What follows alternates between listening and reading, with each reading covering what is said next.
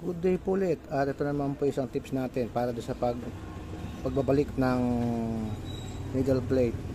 Paano po magbalik? Di okay na po. Nagkapitan natin yung needle plate niya. Paghigpit natin itong isang tornilyo na to, yan.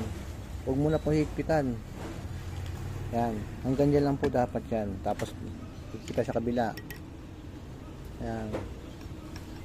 Dapat po sabay dapat yan. Hindi dapat hinigpitan kagad isa. Sabay po dapat yan. Yan.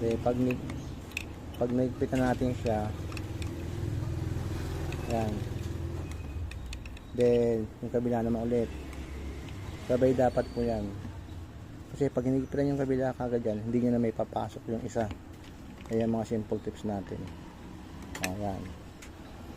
Pag nigpit na po yung isa, yan, nigpit na isa. Then